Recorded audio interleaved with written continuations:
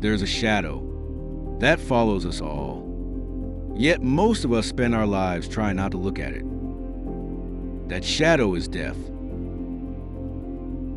We disguise it with distractions, cover it with ambition, and numb it with endless noise.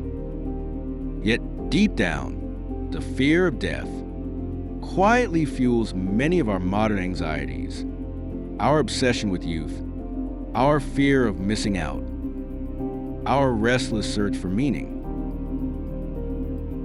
Philosophers, especially the Stoics, believe that until we face death directly, we cannot live freely. And so, today, we ask, what does philosophy teach us about mortality? How do we confront the fear of death with courage? And how can remembering death bring urgency, clarity, and purpose to our days?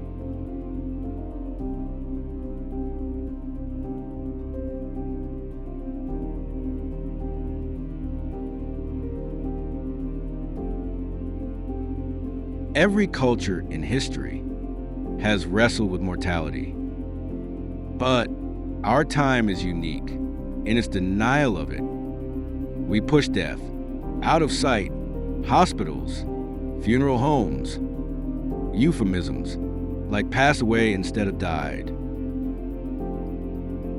Yet, repression doesn't erase fear. Instead, it seeps into the cracks of our daily life.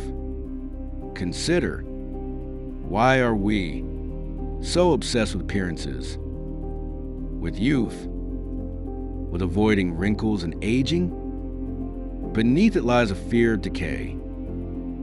Why do many chase wealth endlessly, as though having more could shield them? Beneath it lies a fear of running out of time. Why do we scroll endlessly, binge watch, and distract ourselves? Beneath it lies the fear of silence, the silence that reminds us of mortality. The philosopher Ernest Becker once wrote, "The fear of death haunts the human animal like nothing else. Our avoidance of mortality," he argued, "is the hidden engine behind wars, consumerism, and even the pursuit of fame." The Stoics saw the same truth long before. They understood that unless we confront our fear of death, we remain enslaved by it, forever running from shadows.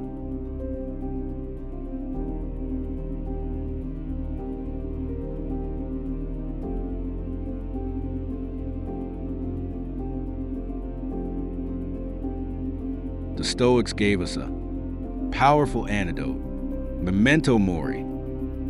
Remember that you must die. To modern ears, it may sound morbid, but for the Stoics, it was the most life-affirming practice imaginable. Marcus Aurelius wrote in his Meditations, "You could leave life right now. Let that determine what you do and say and think." For him, death was not a distant event, but a constant companion. Each day, he reminded himself of his mortality, not to fall into despair, but to sharpen his presence. Seneca, another Stoic, urged us not to waste time. He said, "It is not that we have a short time to live, but that we waste much of it." To remember death is to remember time's scarcity. And when we hold that truth, suddenly trivial concerns fall away. The petty argument, the meaningless chase for approval, the shallow distractions, none of it matters compared to the question, how will I spend this one life?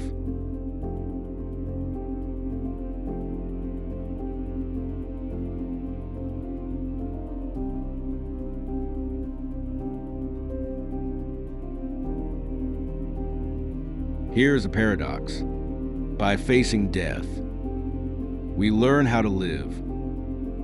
Think of it like standing on a cliff, overlooking the ocean. The awareness of how easily life can end doesn't paralyze us. It awakens us. Colors appear sharper. Conversations feel richer.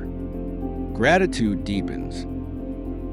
When we live in denial of death, we drift. We imagine we have infinite tomorrows. We procrastinate on what matters most, telling loved ones how much they mean to us, pursuing dreams, reconciling with those we've wronged.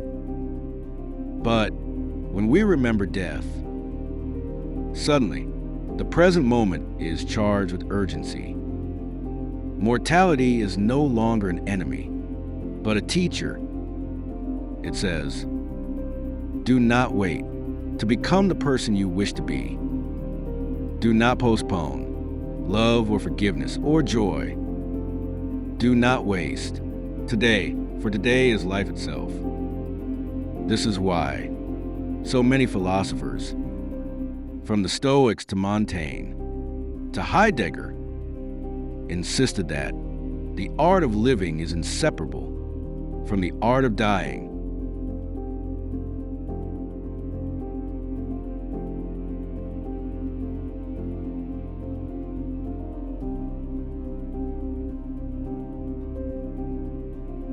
How can we apply this wisdom without falling into despair? 1. Daily reflection. Each morning, remind yourself, this day is a gift. It may be my last. Far from gloomy, this makes the day precious. 2. Strip away the trivial. When faced with conflict or anxiety, ask, will this matter on my deathbed? Most worries dissolve under this question. 3. Live with integrity. Death clarifies values. If tomorrow were your last, would you still chase shallow approval, or would you act with honesty and courage? 4. Gratitude for the ordinary. Recognize that every meal, every sunrise, every conversation is temporary. Mortality transforms the ordinary into sacred moments.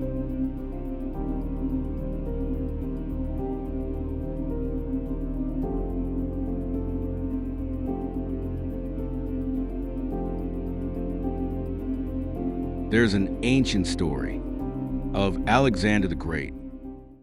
After conquering vast lands, he ordered 3 things for his funeral. 1, that his doctors carry his coffin to show that no medicine could save him. 2, that his wealth be scattered on the path to show that riches are meaningless in death. 3, that his hands hang outside his coffin to show that even a conqueror leaves the world empty-handed. Alexander wanted the world to remember death spares no one, and what we hold on to so fiercely in life, wealth, power, fame, none of it follows us beyond the grave.